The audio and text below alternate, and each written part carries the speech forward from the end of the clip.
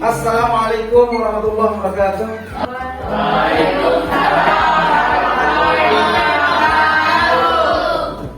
Apa kabar anak-anak sekalian? Alhamdulillah luar biasa. Alhamdulillah kalian dalam kondisi selamat. Mohon izin terlebih dahulu saya melepas masker dulu ya, biar bisa jelas. Untuk hari ini yang tidak hadir siapa? Alhamdulillah semua ya. Oke, alhamdulillah bisa hadir semua untuk bisa belajar bersama di pagi hari ini. Anak-anak sekalian, sebelum kita mulai pelajaran kita pada pagi hari ini, kita berdoa bersama ya. Semoga kegiatan pembelajaran kita pada pagi hari ini berjalan dengan lancar dan kita semua bisa mendapatkan manfaat dari ilmu yang kita pelajari pada pagi hari ini. Untuk yang memimpin doa, silakan Fahril untuk bisa memimpinnya. Oke teman-teman, sebelum kita mulai pembelajarannya, kita akan membaca surat Al-Fatihah. Semoga pembelajaran kita pada hari ini diberikan lancar oleh Allah Subhanahu wa Ta'ala. Wahid Isnan Salasara. Bismillahirrahmanirrahim. Bismillahirrahmanirrahim. Alhamdulillahi Rabbil Alamin. Ar-Rahmanir-Rahim. Maliki Yaumiddin. Iyyaka na'budu wa iyyaka nasta'in. Ihdinas siratal mustaqim. Siratal ladzina an'amta 'alaihim ghairil maghdubi 'alaihim waladdallin. Amin. Untuk hari ini ya, kita akan belajar bersama tentang toharoh ya, tentang toharoh. Ada yang sudah tahu artinya toharoh? Ya, silakan. Bersuci atau bersih? Bagus ya. Bersuci atau bersih. Nah, kita akan belajar tentang toharoh lebih dalam lagi ya. Apa sih toharoh itu? Apa manfaatnya? Gitu ya. Baik, kita akan belajar tentang toharoh ya. Apa sih gunanya? Apa sih manfaat kita mempelajari materi ini? Gitu ya. Jadi dengan kita belajar toharoh, kita akan bisa memahami ketentuan bersuci dari hadas besar berdasarkan ketentuan syariat Islam. Ketika orang beribadah, ibadah itu akan sah apabila dia sudah bersuci. Ada beberapa semua ibadah ya. Contohnya sholat. Ketika kalian sholat, kemudian kalian tidak wudu, maka sholatnya tidak sah ya. Makanya pada pelajaran pagi hari ini ya, kita akan belajar tentang bersuci. Bukan hanya wudu saja ya. Bersuci itu bisa jadi wudu, bisa juga mandi ya. Kita wudu apabila kita mempunyai hadas apa, dan kita mandi apabila kita mempunyai hadas apa, akan kita pelajari bersama pada pagi hari ini. Baik, anak sekalian, ini materi yang akan kita pelajari ya. Kita akan ada 3 kali pertemuan di materi tentang toharoh ini ya. Tadi sudah disampaikan betapa pentingnya kita mempelajari materi ini, mempelajari toharoh ini. Jadi ibadah kita bisa diterima kalau kita dalam beribadah kondisinya suci sesuai dengan syaratnya. Jadi ketika sholat, syarat sahnya sholat apa? Wudu salah satunya. Berarti kalian harus mempunyai wudu dalam melaksanakan ibadah sholat. Nah, ini materi yang akan kita pelajari ya. Ada toharoh, kemudian kita mempelajari juga tentang hadas, ya, tentang hadas, kemudian najis juga ada. Ada pembagiannya hadas, ada najis pembagiannya, kemudian tayamum dan lain sebagainya. Ya. Baik, untuk awal tadi sudah dijawab bahwasanya toharoh menurut bahasa suci atau bersih ya, suci atau bersih. Tetapi secara istilah ini Dan secara istilah adalah menyucikan badan, pakaian, serta tempat dari najis dan menyucikan diri dari hadas. Ini pengertian toharoh secara istilah. Jadi, ya, toharoh itu bukan hanya mensucikan badan saja, bukan hanya pakaiannya saja yang suci, bukan hanya tempatnya saja, ya. Jadi semuanya, baik itu badan, pakaian maupun tempat. Contoh, ketika kalian sholat, kalian merasa badan kalian suci, bersih, ya. Kemudian pakaian kalian juga suci, bersih. Tapi kalau tempat yang untuk kalian sholat di situ ada najisnya, contoh ada kotoran hewan, berarti kalian tidak sahur sholatnya. Kenapa? Karena ada najis di situ, ya. Jadi suci ini bukan hanya badan pakaian saja, tetapi tempat juga harus suci, ya. Makanya kalian ketika sholat dikasih kuning, ya, yang putra maupun yang putri, dilihat juga tempat untuk sujudnya, ya, tempat ketika kalian nanti duduk di bawah suci apa tidak, ya. Kalau dirasa sudah sudah suci, boleh kalian pakai untuk sholat.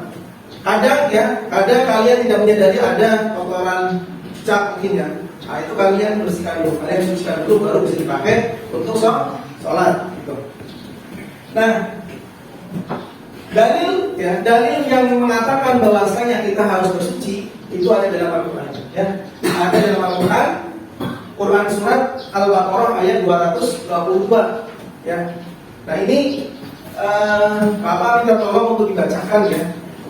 Yang ini ayat Al-Qurannya laki-laki, nanti yang artinya perempuan, ya, biar ada yang laki-laki dan yang perempuan. Untuk yang laki-laki, Pak minta tolong dibacakan untuk ayat Al-Qurannya. Tahu ya? Nanti yang artinya perempuan, ya, artinya yang membacakan Kesha, ya, membacakan Kesha. Silakan, tahu. A'udzu billahi minasyaitonir rajim. Bismillahirrahmanirrahim. Innallaha yuhibbut tawwabin wa yuhibbul mutatahhirin.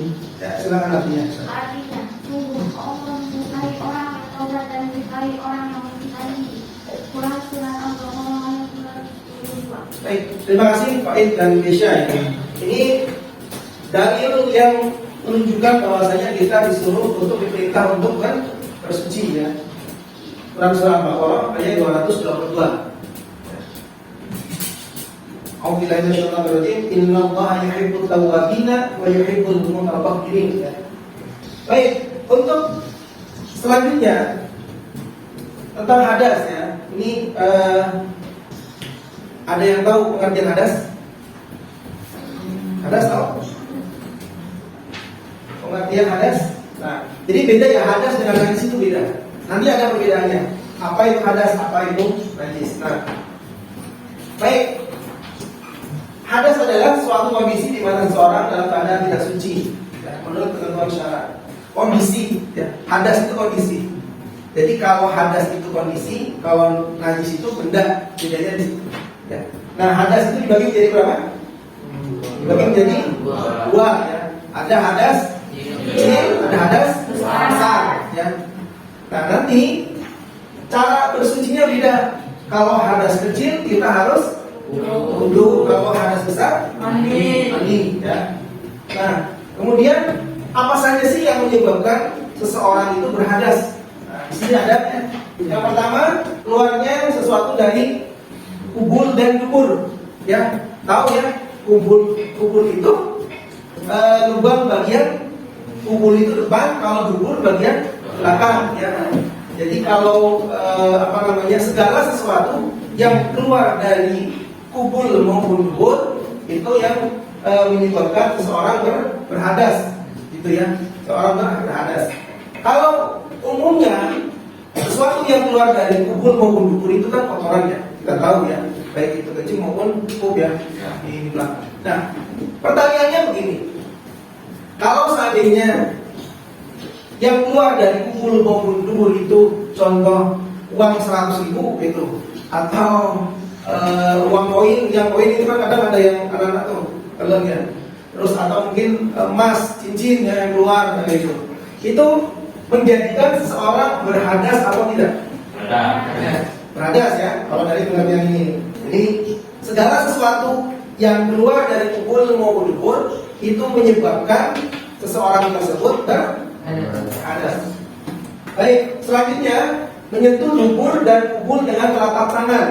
Ya, jadi telapak tangan kalian butunul asok ini. Telapak tangannya bagian dalam ya. Telapak tangannya bagian dalam.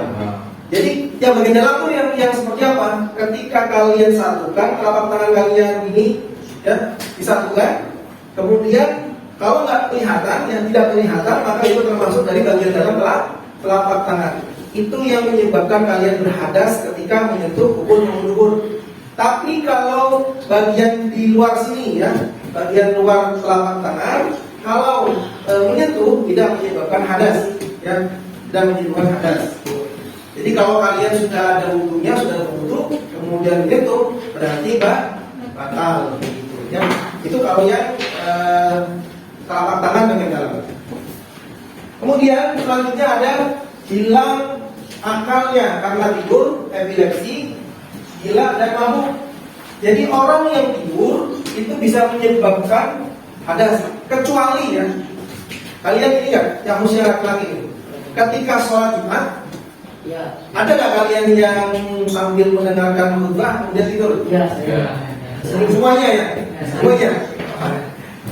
Ini harusnya ketika kalian sholat Jumat itu kalian mendengarkan khotib menyampaikan khutbahnya dengan baik.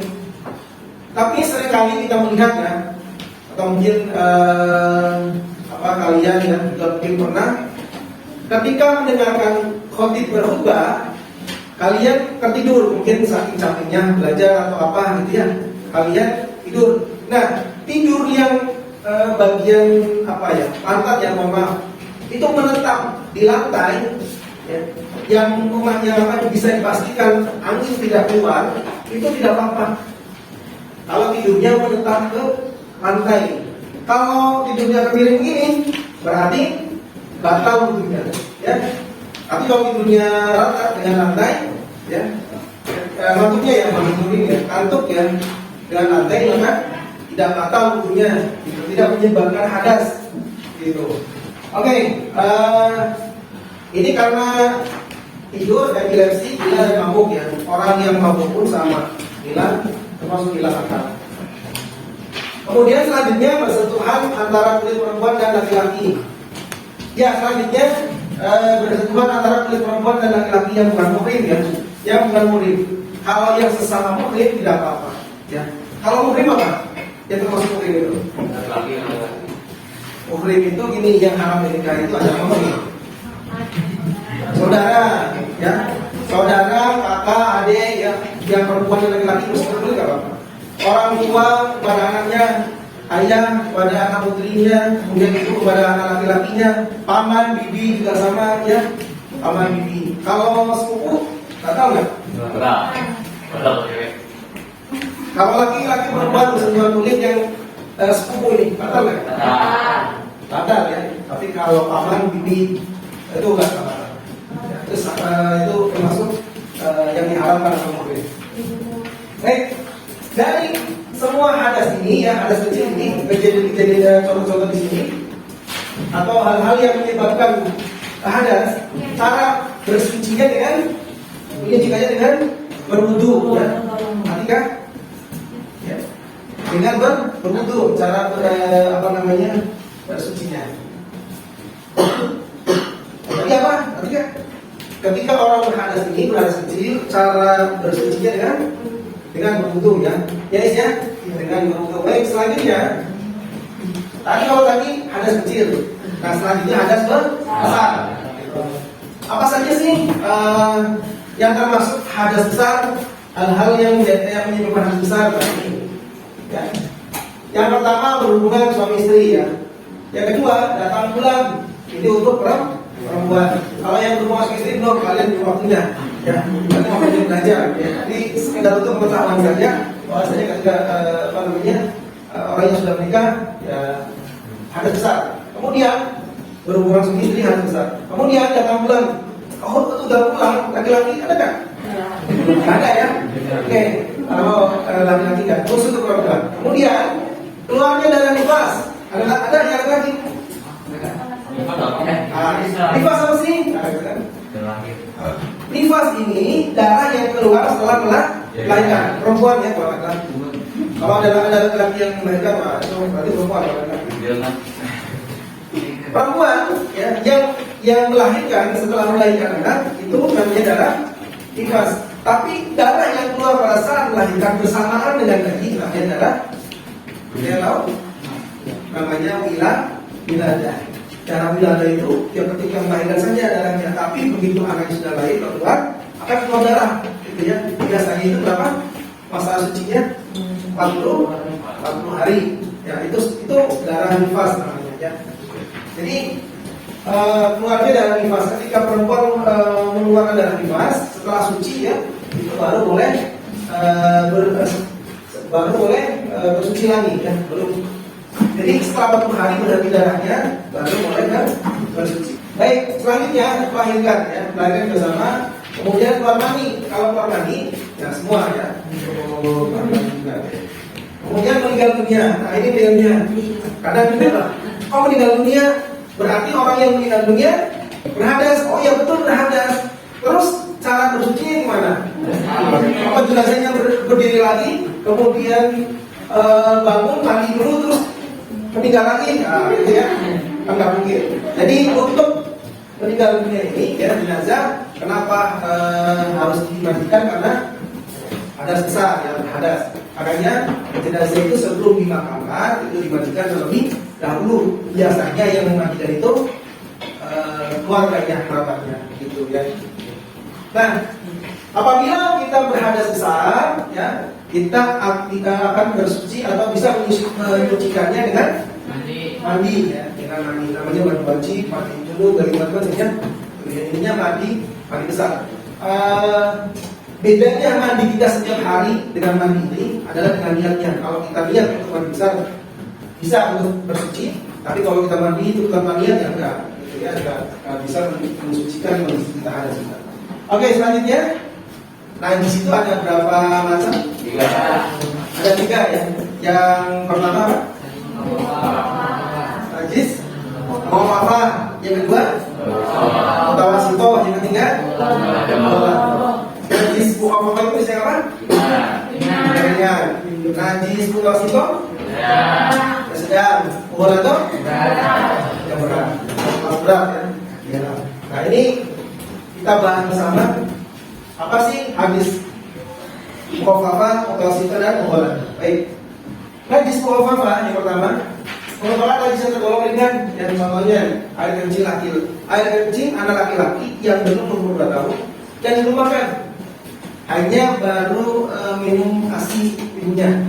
Tapi kalau sudah bercampur dengan yang lain, itu sudah bukan termasuk hadis mukhafafah ketika kencing, gitu ya. Cara mensucikannya bagaimana? Cara mensucikannya cukup dipercikan air yang suci pada tempat yang kena najis. Contoh, Olan kan punya adik ya, umur 3 bulan. Adiknya Olan ini belum makan apa-apa, lalu ASI dari bundanya. Ketika kencing ya, itu dibersihkan dulu tapi ya, air kencingnya dibersihkan dulu, kering, baru dicipratkan dengan air yang suci. Tidak masih basah, masih banyak airnya terus masuk diciprat, enggak seperti itu ya. Dipel. Dipel boleh. Dipel dulu ya. Itu setelah ini kan dikeringkan lah. Airnya dihilangkan dulu, dikeringkan dulu. Setelah kering baru diciptakan dengan air yang suci, gitu ya. Kemudian najis mutawasithah atau najis pertengahan ya. Najis sedang. Jadi kebanyakan najis itu tergolong dari mutawasithah. Mayoritas najis termasuk tergolong dalam najis mutawasithah ini yang sedang. Ya, seperti darah, nanah, kotoran manusia, kotoran hewan, muntah itu najis. Muntah, kemudian contoh kalian mungkin habis dari kendaraan, kemudian kalian pusing sampai muntah, itu najis. Bangkai dan minum yang mabukan ya. Dan najis mutawasit ini dibagi lagi menjadi dua. Yang pertama najis ainiyah, yang kedua hukmiyah. Apa sih najisnya? Nah, kita coba ya, kita bahas bersama. Najis ainiyah itu najis yang dapat diketahui dengan indera, ya. Jadi najis ainiyah itu bisa kelihatan oleh indera kita, ya. Bisa dilihat bentuknya, warnanya, baunya dan rasanya, ya. Itu termasuk ainiyah. Cara mensucikannya bagaimana? Caranya kita harus menghilangkan bendanya dulu. Kita harus menghilangkan najisnya dulu. Setelah najisnya dihilangkan, dibersihkan, baru kita sucikan. Gitu. Contoh tadi yang air kencing ya. Kalau ada anak yang pipis itu yang kencing, itu mau mensucikannya dihilangkan dulu, dibersihkan dulu. Airnya biar nggak ada, tempatnya kering, baru disucikan. Baru disucikan. Kemudian yang kedua yang najis mutawasithah, najis mutawasithah yang hukmiyah. Nah, kalau yang tadi yang ainiyah itu kelihatan, kalau hukmiyah itu tidak kelihatan, tapi kita tahu persis bahwasanya di situ ada najis. Ya, kita tahu persis. Contoh, ketika yang laki-laki pas buang air kecil, kemudian ada percikan dari air kencingnya yang mengenai celana. Kalau sekedar percikan kan nggak terlalu kelihatan ya, apalagi kering ya, celananya kering. Jadi nggak terlalu kelihatan, tapi kita tahu ada percikan yang kena yang ke celana kita. Nah, celana kita termasuk najis atau tidak? Walaupun di situ nggak kelihatan ya, walaupun kelihatan kering, itu hukumnya najis ya, najis mutawasithah yang hukmiyah, jadi hukumnya itu najis. Cara mensucikannya seperti apa caranya? Dicuci dengan air yang mengalir tanpa harus hilang warna, bentuk, baunya.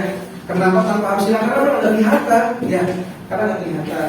Jadi langsung dicuci dengan air yang mengalir. Ya. Kalau yang pertama hilangkan dulu bentuknya, kalau ini bisa langsung disucikan. Itu untuk mutawasithah. Yang terakhir najis apa? Oh, yang mutawasithah dulu selain yang ini ada yang bisa menambahkan nggak? Selain saya yang saya sebutkan tadi kencing gitu. Selain itu contoh najis mutawasithah apalagi kita tahu. Darah najis nggak? Iya. Nah, darah termasuk mutawasithah apa buah apa? Apa lagi? Selain darah? Nanah, ya, darah, nanah, air kencing, terus apa? Muntahan tadi muntah? Nah, itu juga ya, jadi banyak lah. Termasuk minuman yang memabukkan juga najis ya. Minuman yang memabukkan juga najis. Lanjut untuk najis yang ketiga itu najis mughaladzah. Ini kalau najis mughaladzah banyak yang paham udah ini ya. Apa saja najis mughaladzah? Dia tahu? Ya.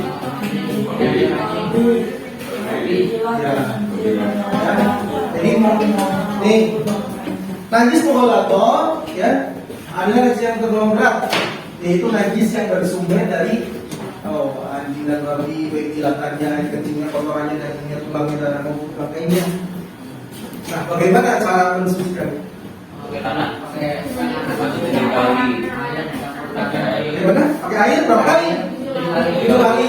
Salah satunya dicampur dengan tanah atau biar suci. Ya, itu kalau pernah jilatan itu.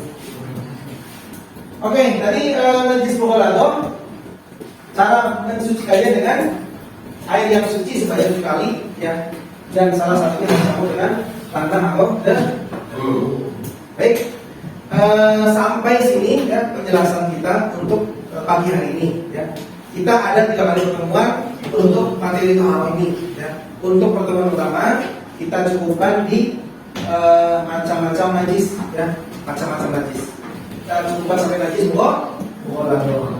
Sampai sini ada yang mau ditanyakan? Tidak ada. Baik, kalau tidak ada, coba ya Bapak tanya kembali tentang materi kita pada hari ini. Pengertian paham apa? Mensuci, ya, istilah bahasa ya, mensuci. Kalau secara istilah, mensucikan badan, pakaian, terus Empat. Ini. Jadi mensucikan badan, pakaian dan tempat dari najis, gitu ya. Kemudian najis dibagi hadas dulu. Hadas dibagi menjadi berapa? Dua, apa saja? Hadas yang kecil, cara bersucinya dengan wudu. Kalau hadas besar, cara bersucinya dengan mandi. Kemudian untuk najis ada berapa? Tiga. Apa saja?